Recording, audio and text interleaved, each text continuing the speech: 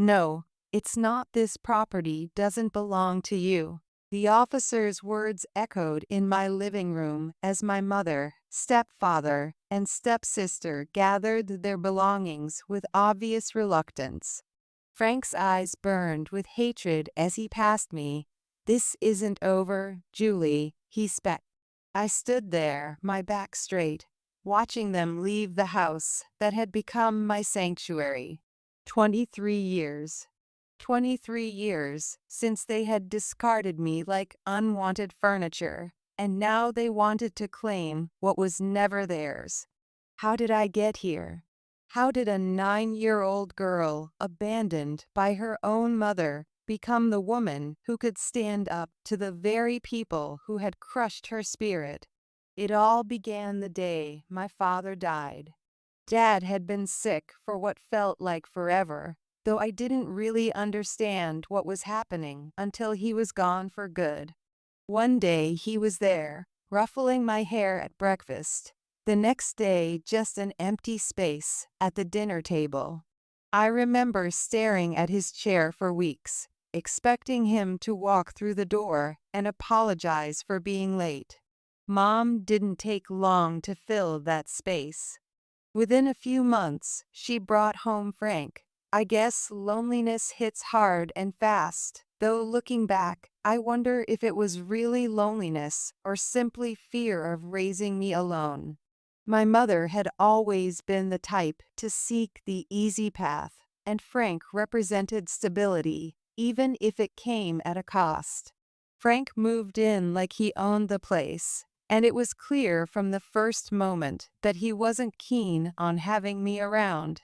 His background became clearer over time through overheard conversations. He'd grown up in a household where children were seen and not heard, where every penny was counted twice, and where emotional displays were viewed as weakness. His own father had been a harsh man who believed that love was a luxury families couldn't afford. "Julie, this is Frank." "Frank, this is my daughter Julie." Mom introduced us the day he moved in. His look was cold, calculating, like he'd rather be anywhere else but here looking at me. "Hi," I managed, a bit shy, but trying to be polite. Frank just nodded, didn't even smile. He turned to Mom immediately. "Sarah, can we talk about the living arrangements?" I remember feeling a chill as they walked away, his hand possessively on her shoulder. Even at 9, I could sense the shift in the air. My home was no longer mine. The transformation happened gradually, like watching a sunset that you don't notice until darkness has fallen. Frank had rules for everything, and he was always on my case. "Don't leave your stuff in the living room. Eat faster. Too much noise." It was relentless. Mom did nothing. She just nodded along with whatever Frank said, her eyes empty or maybe just tired. I began to understand that my mother had made her choice, and it wasn't me. She had chosen the comfort of not being alone over the responsibility of protecting her child. One evening, things boiled over at dinner. I had accidentally knocked over a glass of water, and it spilled toward Frank. "Clumsy kid, can't you do anything right?" Frank snapped, jumping up as the water splashed his pants. "Sorry, Frank, it was just an accident," I stammered, feeling my face heat up with shame. "Sorry doesn't clean up messes, Julie. Be more careful," he scolded, his voice raised more than necessary. Mom just sat there, dabbing her mouth with a napkin, silent. I looked at her, hoping she'd say something, anything, in my defense. But nothing came. In that moment, I felt more alone than I ever had, even after Dad's death. At least when Dad was dying, Mom and I were united in our grief.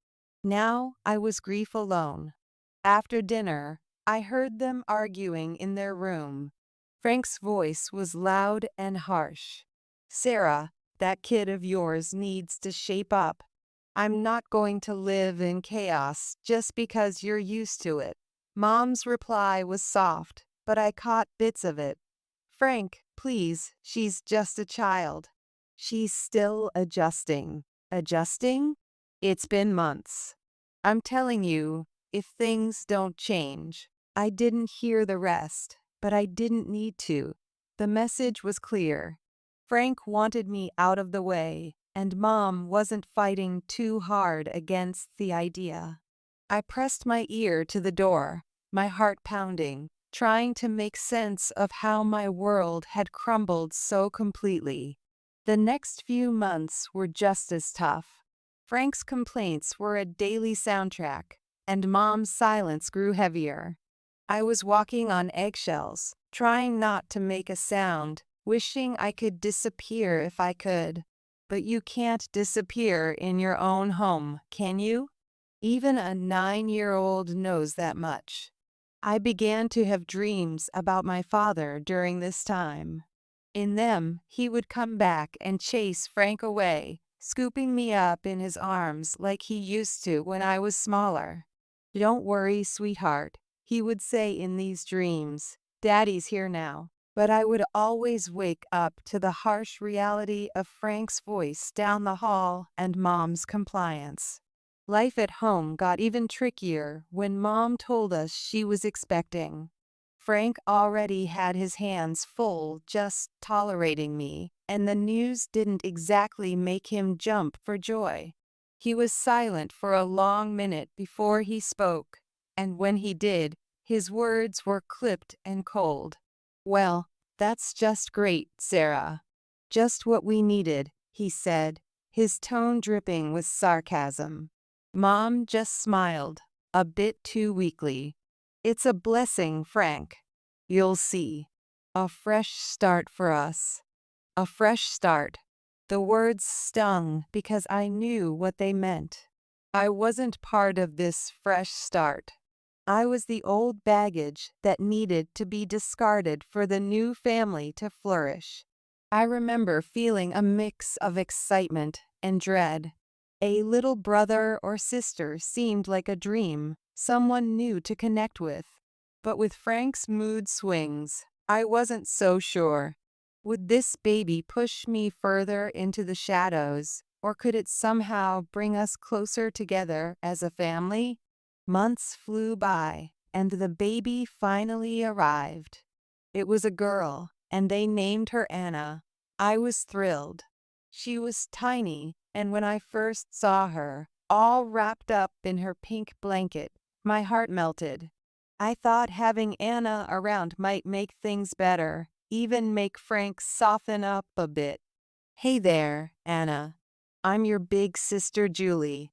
I'm going to take good care of you," I whispered, promising silently to be there for her no matter what. Holding Anna felt magical. She was so small, her tiny fingers grasping at nothing, and for a moment, I felt like I belonged somewhere again. Maybe this would change everything. Maybe Frank would see that I could be helpful, that I could be part of this family. But the magic didn't last.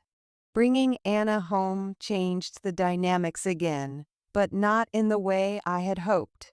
Frank was fussier than ever, especially about money.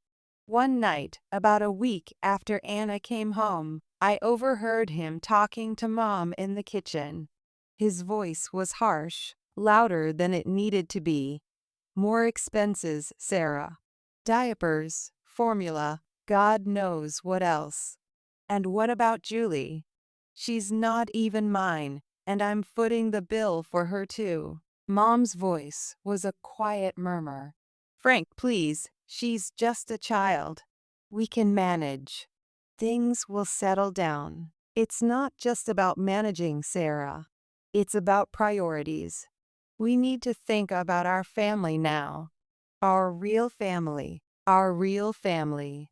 I knew what that meant. I wasn't real family. The sting of those words hit me hard. I slid down the wall by my door, hugging my knees, trying not to cry. How could words hurt so much? How could someone make you feel so small with just a few sentences? I began to understand then that Frank's coldness came from somewhere deeper than just dislike. He saw me as a threat to his vision of the perfect family, a reminder of Sarah's past that didn't include him. In his mind, loving me would somehow diminish his love for Anna, as if love were a finite resource that had to be rationed. The final straw came when Frank sat us down in the living room one evening. His face was serious, his eyes avoiding mine.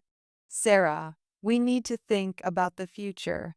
Julie's getting older, and expenses are piling up. Maybe it's time she went to live with her Aunt Claire." I felt like I'd been punched in the gut. Sent away, just like that. Mom finally spoke, looking at me, her eyes sad but resigned. "Julie, honey, it might not be so bad. Aunt Claire has a nice house, and you'll be well taken care of. But Mom, I don't want to go. I want to stay here with you and Anna." The room went silent. Frank's next words were cold and final. "It's decided then. I'll call Claire in the morning." That night, I lay in bed staring at the ceiling, trying to process what had just happened. My mother had chosen Frank and Anna over me. She had chosen her new life over her old one. I was 9 years old, and I was being erased from my own family. Moving in with Aunt Claire was like stepping into a different world. Her house was big, clean, and always silent, too silent for comfort. The first day I arrived, she laid down her laws like we were setting terms for a peace treaty after a long war. "You'll follow my rules under my roof, Julie.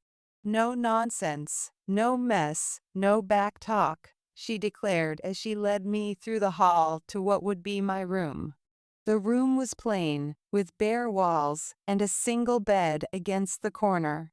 It felt nothing like home. I nodded, too tired and too upset to argue. Homework right after school, chores before dinner, and lights out by 9. I won't tolerate any laziness or sloppiness, you hear? "Yes, Aunt Claire," I responded, my voice a whisper. "Speak up when you're spoken to." "Let's have no mumbling here," she snapped. I quickly corrected my tone. "Yes, Aunt Claire. I understand." The days that followed blended into each other, each as strict and unforgiving as the last. Aunt Claire was tough, tougher than anyone I'd ever known. She had a way of making simple conversations feel like interrogations. I learned later that she had never married, never had children of her own, and viewed child rearing as a duty rather than a joy.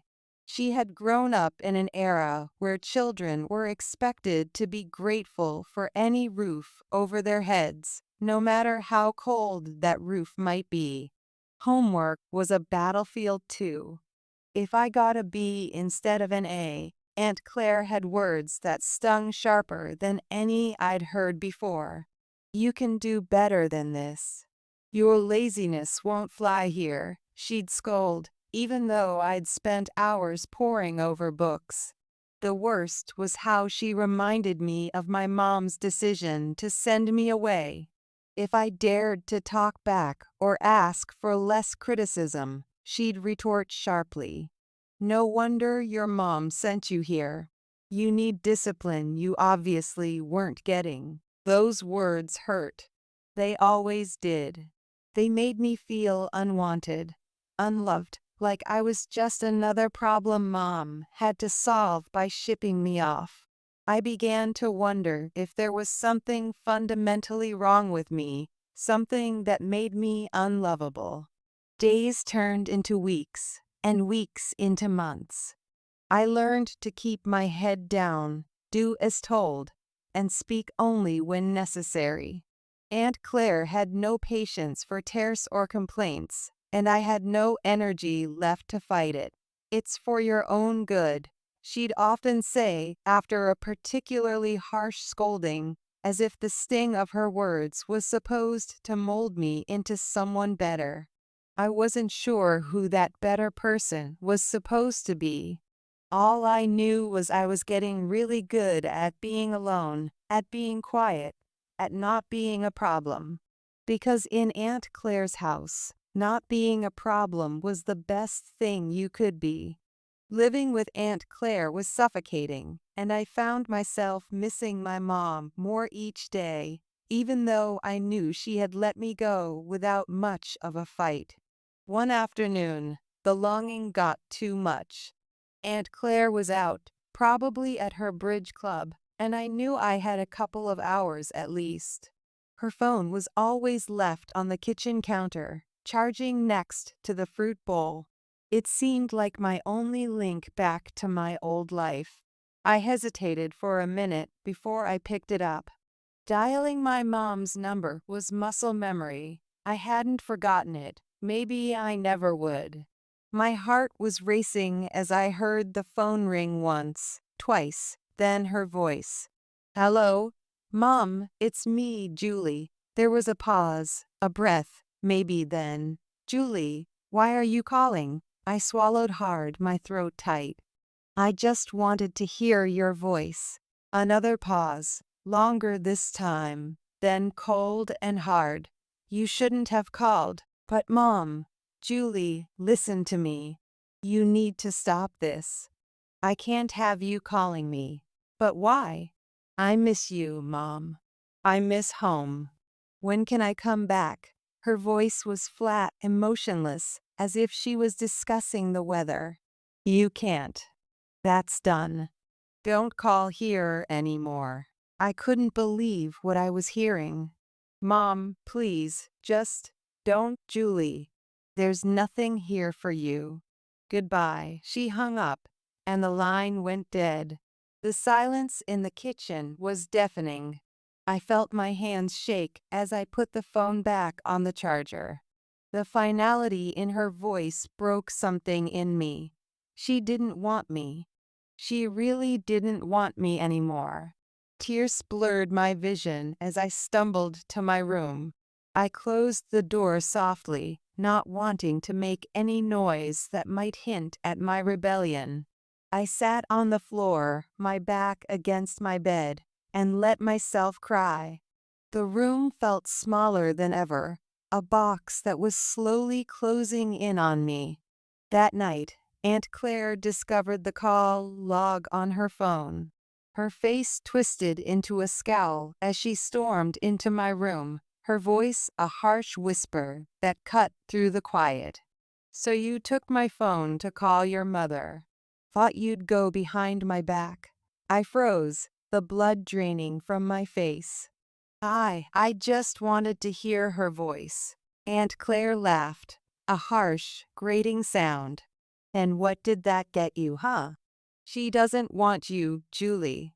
Even you can't deny it now." Her words were like ice, and I felt them chill me to the bone. She grabbed my arm, her grip tight and painful. "No more phone. No more pity parties. You're here because she doesn't want you. Remember that." The punishment was severe. More chores, stricter rules, and the cold shoulder from Aunt Claire, who made sure every day thereafter that I felt just how unwanted I was. A year into my stay, the thin thread of obligation that had kept me at Aunt Claire's house finally snapped. "You're packing your bags today, Julie," Aunt Claire announced over breakfast, her voice stern and final. I stared at her, spoon halfway to my mouth. "What? Why?" "Your mother stopped sending money." "No money, no reason to keep you here," she replied bluntly, sipping her coffee as if we were discussing something as trivial as the weather. I felt a cold dread settle in my stomach. "So what happens to me now?" She shrugged, a cold, dismissive gesture. "Not my problem. You can go live with your grandmother." If she won't take you, then it's the orphanage. The thought of going to an orphanage terrified me, but the mention of Grandma sparked a tiny flicker of hope. I hadn't seen her since I was little, barely remembered her, but surely she wouldn't turn me away. Packing my bags felt surreal, like I was stripping away layers of my life at Aunt Claire's, each item a reminder of the year I'd lost. Aunt Claire drove me to Grandma's, the car ride silent, except for the hum of the engine. We arrived at a modest house, smaller and cozier than Aunt Claire's imposing place. Grandma was waiting at the door, her expression unreadable. "This is Julie, your granddaughter," Aunt Claire said, not bothering with niceties. "I can't keep her anymore." Sarah stopped paying. Grandma looked me over, her eyes sharp, but not unkind. "I see. Come in, Julie." Aunt Claire didn't linger. With a brief nod, she left, her duty discarded as easily as she'd disposed of me. Inside, Grandma's house was warm, filled with the scent of cinnamon and something sweet baking. It felt welcoming, a stark contrast to Aunt Claire's sterile environment. "You'll be staying in the guest room. I suppose we'll need to sort out some more permanent arrangements," Grandma said, leading me down the hall. The guest room was small, with a window overlooking the garden. It felt safe, a word I hadn't associated with a place in a long time. "Thank you, Grandma," I said, my voice low, still unsure of my welcome. She nodded. "We're family, Julie.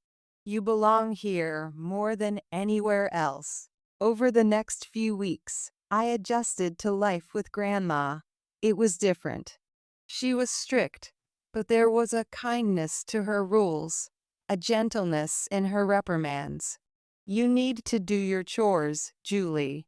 Everyone contributes here," she would remind me, but her tone was patient, not harsh. "Yes, Grandma," I would respond, grateful for her fair approach. Living with Grandma, I began to heal. I found solace in the quiet routine of our days, the peaceful nights, and the steady rhythm of life that was so different from the chaos with Aunt Claire. She would tell me stories about my father when he was young, filling in gaps I never knew existed. "He was stubborn, just like you," she would say with a smile, "but he had a good heart. He would be so proud of the young woman you're becoming." The months rolled by, and on my 16th birthday, Grandma made a decision that would seal our bond forever. Over breakfast, she slid an envelope across the table to me. "Take a look at this, Julie," she said, her voice carrying a mix of seriousness and warmth. I opened the envelope, pulling out some official-looking papers. "What's this?" "It's adoption papers, Julie. I want to adopt you, make things official so no one can ever make you feel unwanted again," she explained, watching me closely for my reaction. I felt a lump form in my throat. "Really, Grandma? You mean it?" "Yes, I do.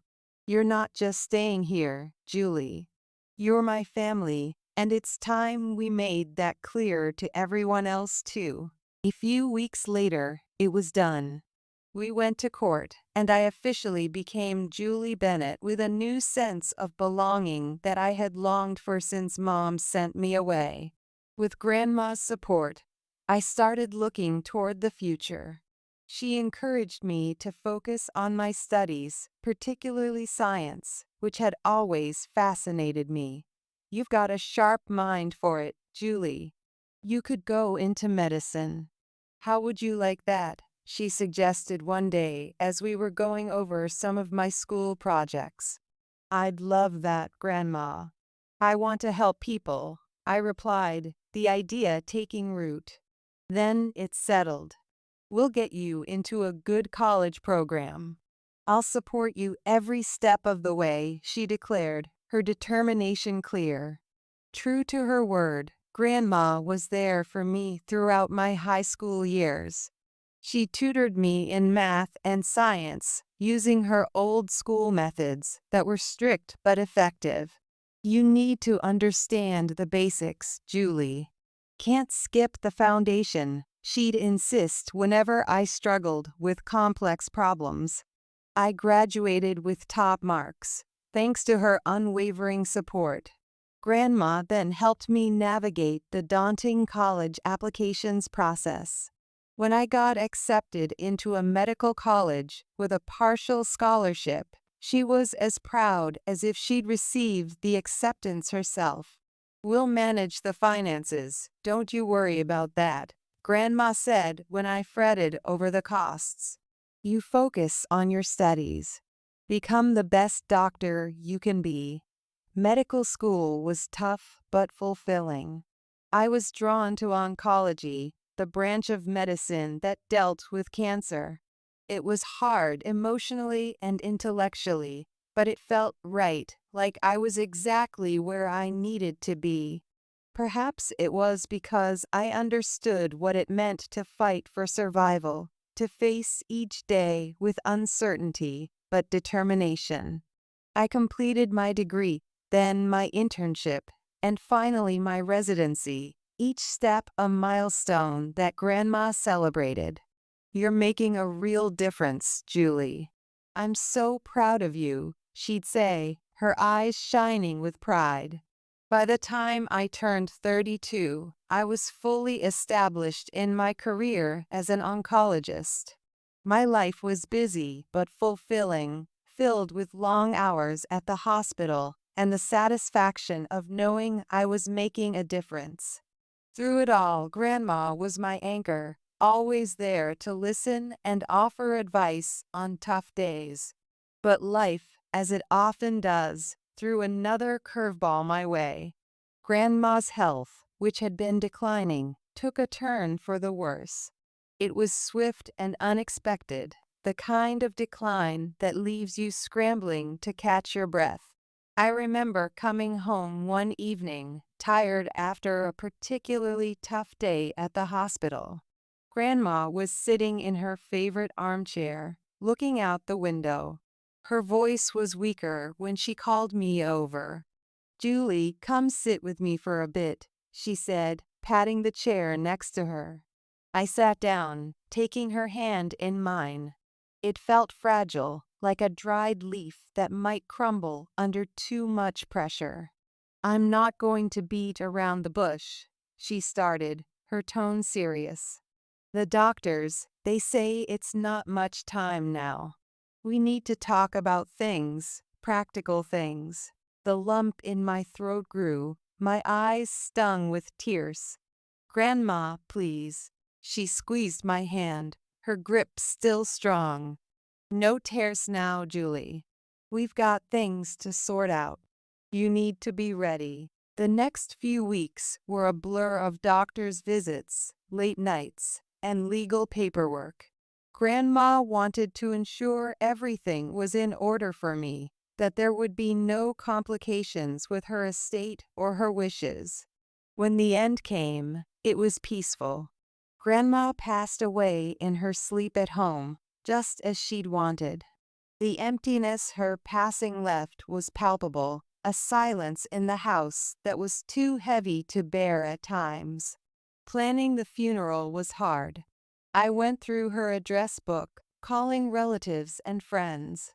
The responses were polite, some even warm, but it became clear that not many would make the effort to come. My heart ached, not just for the loss of Grandma, but for the loneliness of this farewell. The funeral day was quiet, the chapel more empty than not. I stood there feeling oddly detached as the priest spoke about life, loss, and legacy. I thought about how Grandma had been my everything, and now I was truly alone in the world. It didn't take long after the funeral when the past I thought I'd left behind came knocking at my door. My mother, stepfather, and their daughter, who was now 20 years old, showed up unexpectedly. My mother didn't waste any time. "Julie, you need to share the inheritance your grandmother left you," she demanded, her tone entitled. I stared at them, disbelief mixing with anger. "You left me, remember? 20 years ago, you decided I was too much of a burden." My mother's face twisted into a sneer. "Ungrateful girl. Now you're a rich doctor with an inheritance. You owe us." I laughed, the sound bitter. "Grandma adopted me legally. You're nothing to me now." The shock on her face was almost comical. My stepfather, ever the bully, leaned in. "You're going to regret this, Julie." As they left, I slammed the door behind them, the click of the lock sounding unusually satisfying. Standing there, my back against the door, I felt a mix of relief and renewed determination. A few days after their first visit, I was at work when I got a call from a neighbor. "Julie, it looks like your family's at your house again. They've been bringing in furniture. Looks like they're moving in or something." When I pulled into the driveway, the sight of their car parked out front made my stomach churn. I walked in to find my mother, stepfather, and stepsister unpacking boxes in the living room, acting as if they owned the place.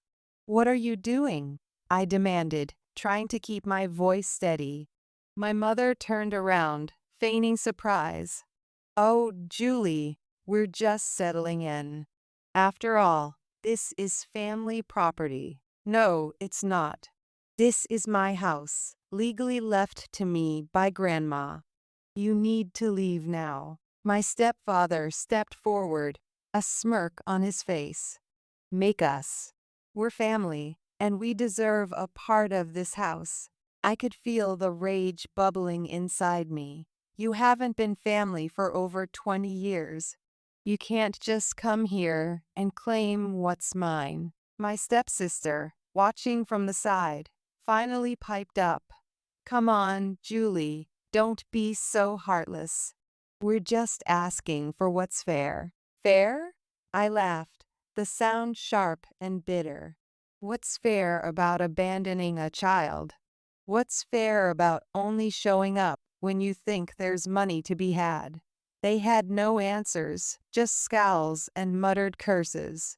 "I'm calling the police," I declared, pulling out my phone. My mother tried to stop me. "You'll regret this, Julie. I've regretted knowing you for years."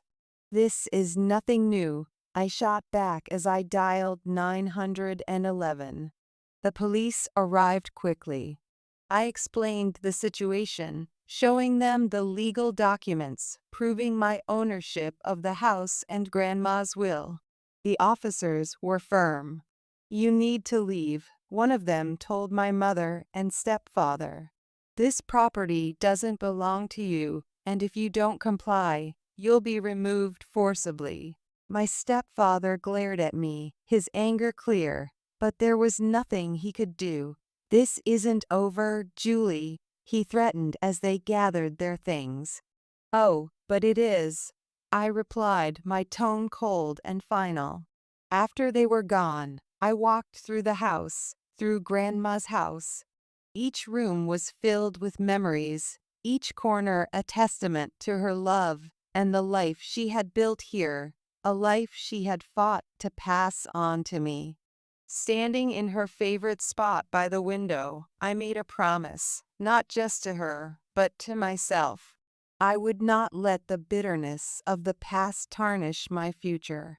I had fought hard to become who I was, and I would continue to fight to honor her legacy and the sacrifices she had made for me. The little girl who had been abandoned at 9 was gone. In her place stood a woman who had learned that family isn't about blood, it's about love, commitment, and showing up when it matters most. Grandma had taught me that lesson, and I would carry it with me for the rest of my life.